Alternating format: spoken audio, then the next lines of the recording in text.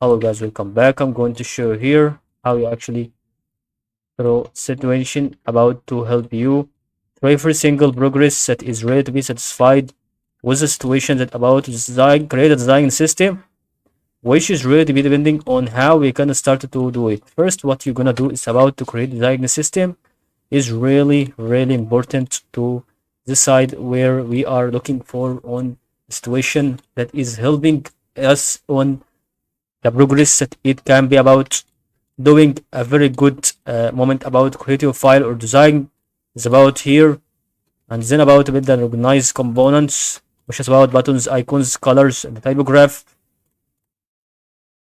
and then starting with organizing these components.